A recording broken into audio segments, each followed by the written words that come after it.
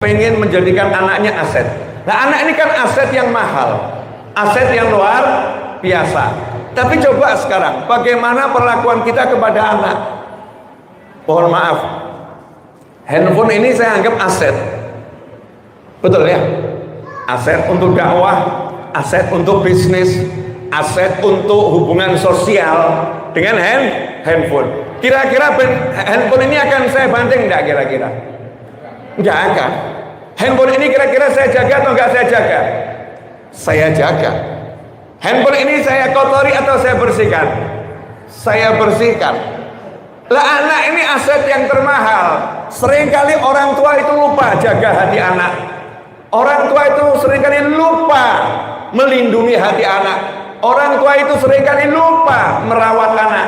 Yang ada marah sama anak, melampiaskan kekesalan sama anak, emosi pada anak. Pokoknya anak ini jadi tempat sampahnya orang tua. Na'udzubillah min dzalik. Makanya sabda Nabi Muhammad sallallahu alaihi wasallam, rahimallahu ra'an ya'ana waladahu ala birri, atau kama qala sallallahu alaihi wasallam. Semoga Allah merahmati orang tua yang membantu anaknya bisa menjadi anak yang berbakti kepadanya. Artinya apa? Orang tuanya nggak marah, orang tuanya nggak memerintahkan sesuatu yang menyebabkan anaknya nanti membangkang. Orang tuanya serba memaafkan anaknya. Sebab begitu orang tua marah, orang tua pegel, orang tua mangkel, apa yang terjadi? Ridallah fi ridhal walidain wa suhtullah fi suhtil walidain. Ridha Allah bergantung ridhonya orang tua, marahnya Allah bergantung marahnya orang tua. Begitu orang tua ada marah di hati, anak kena imbasnya, anak kena marahnya Allah, sehingga ilmunya nggak akan manfaat, hartanya nggak akan manfaat, dirinya nggak akan manfaat, barokahnya diblokir oleh Allah Subhanahu wa Ta'ala. Siapa yang rugi? Kita sendiri yang rugi. Ada contohnya? Ada. Kita masih ingat kisah Juraij radhiyallahu ta'ala anhu yang diceritakan langsung oleh Nabi Muhammad SAW. Ini bukan dongeng, bukan cerita sebelum tidur yang dikarang oleh tokoh, oleh pakar. Ini bukan film Harry Potter yang dibuat oleh sutradara. Ini adalah kisah nyata, asli, benar, otentik, disampaikan oleh manusia SAW yang paling jujur, paling benar ucapan dan perbuatannya, yaitu baginda Muhammad sallallahu alaihi wasallam. Dahulu pada umat-umat sebelum kalian ada seorang yang ahli ibadah, namanya Juraij. Juraij ini ahli ibadah, ahli ilmu, alim. Sampai saking hebat ibadahnya, Juraij itu sudah punya musola sendiri kalau zaman sekarang ya. Punya kuil sendiri, musola sendiri untuk sholat, untuk zikir. Jauh dari rumahnya, di tepi perbatasan kota, di padang Sahara. Suatu hari ibunya ada perlu sama Juraij. Ibunya Juraij ada perlu. Cuman sayang, ibunya Juraij ini bukan ahli ilmu.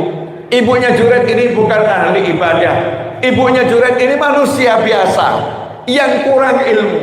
Datang menemui Juraij dari luar, manggil-manggil, Juraij. Juraijnya lagi sholat. Ummi am sholati, ibuku atau sholatku. Beliau nggak batalkan sholatnya. Ini bukan sholat wajib, sholat sunnah, bukan ibadah wajib. Memperbanyak ibadah, tapi bukan yang wajib menurut syariat Nabi yang terdahulu. Ibuku atau sholatku. Dipanggil lagi Juraij 2 kali, ibuku atau sholatku. Juraij tetap sholatnya. Nanti selesai sholat, maksudnya mau jawab panggilan ibunya. Sampai 3 kali Juraij belum selesai sholatnya, nggak jawab. Apa ucap ibunya? Ya Allah, jangan biarkan Juraij ini mati, wafat sebelum dia terfitnah oleh seorang wanita pelacur. Mohon maaf, ini yang didoakan jelek oleh ibunya, anaknya sendiri dan ahli ibadah, wali. Yang didoakan jelek ini wali, bukan orang biasa, waliullah. Didoakan oleh ibunya, hasilnya kena enggak? Kena. Wali didoakan buruk oleh ibunya, kena enggak? Kena. Gak lama kemudian ada wanita mengaku hamil, dan hamilnya itu menurut pengakuannya karena berzina dengan Juret. Hasya wa kalla, Juret gak melakukan itu.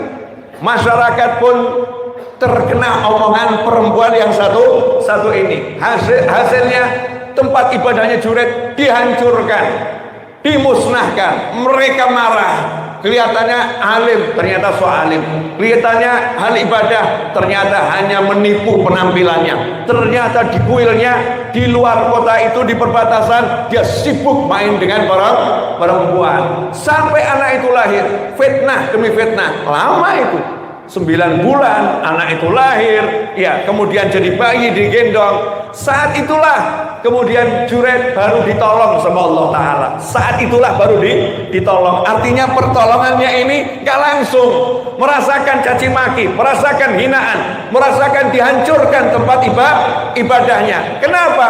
Karena ada ucapan ibunya yang sampai kepada Allah Subhanahu wa Ta'ala. Hasilnya apa? Allah perintahkan Juret dengan ilhamnya, kamu pegang itu perut si anak, kamu cucuk sedikit perut anak tadi itu, dan tanya langsung di hadapan semua orang, bayi, siapa bapakmu? Subhanallah, dengan izin Allah Subhanahu wa Ta'ala, maka bayi itu ngomong, bapakku adalah pengembala kambing yang ada di Sahara di sebelah sana. Masyarakat akhirnya paham kalau Juret gak bersalah. Mereka pun membangun lagi tempat ibadahnya Juret. Pada akhirnya Juret memang selamat karena orang soleh, memang selamat karena wali, tapi mengalami ujian yang luar biasa. Lantas bagaimana dengan anak kita? Anak kita, apakah anak kita udah wali Allah? Apakah anak kita udah seperti Juret yang ahli ibadah? Kita tahu anak kita zaman sekarang ini ya seperti ini kondisinya.